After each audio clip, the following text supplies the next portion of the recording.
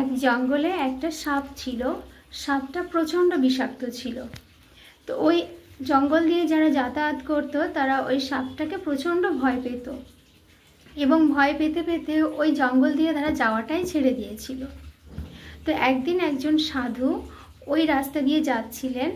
তো সাপটা সাধুকে দেখে যথারীতি তেড়ে চলে আসলো এবং কামড়াতে যাবে এমন একটা ভাব করলো।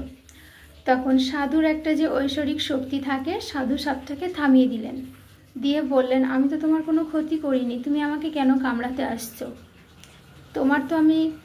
তোমার ক্ষতি করে না, তুমি কেন তাকে কামড়াবে? তো সাধুর কথা শুনে একটা সময় সাপ বুঝতে পারলো, তাই তো আমার তো এভাবে আসাটা ঠিক নয়।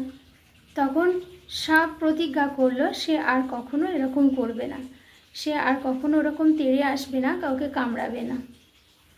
ঠিক আছে, তো এইভাবেই চলছিল। সাপ তারপর একটা গুহার মধ্যে চলে গেল। তারপরে সেখানে সাপ আর কাউকে তাড়াতো না, কামড়াতো না, কিছুই করতো না। তো তখন ওই গ্রামবাসীরা, মানে ওই পথ দিয়ে যারা যেত আগে, তারা আবার আস্তে আস্তে ওই পথ দিয়ে যাওয়া শুরু করলো এবং তারা ভাবলো মনে হয় সাপের বিষ শেষ হয়ে গেছে, সে আর এখন অত বিষাক্ত নয়, তাই আর সে কামড়ায়ও না, তেড়েও আসে না। তো তারা তখন কি করলো, সাপটাকে নিয়ে মজা করা শুরু করলো।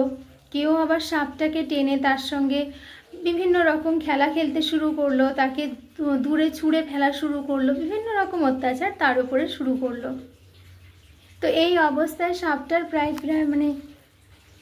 সাপটার মৃত প্রায় অবস্থা হয়ে গেছে। তখন সেই রাস্তা দিয়ে আবার সেই সাধুটা যাচ্ছিলেন। তো তখন তিনি সাপের ওই অবস্থা দেখে তিনি জিজ্ঞেস করলেন, তোমার এরকম অবস্থা কি করে হলো?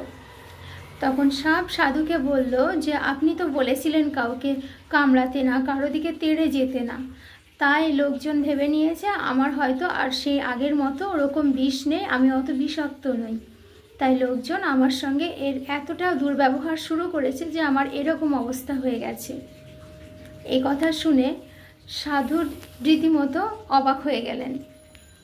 তিনি তখন সাপটিকে বললেন, আমি তোমাকে বলেছিলাম তুমি কাউকে কামড়াবে না, কিন্তু আমি তো তোমাকে বলিনি যে তুমি তেড়ে যাবে না। তুমি যদি তোমার আগের সেই শক্তি একদমই না দেখাও, তাহলে তো লোক তোমার সঙ্গে এরকমই করবে। তুমি কামড়িও না, কিন্তু তুমি তেড়ে যাবে।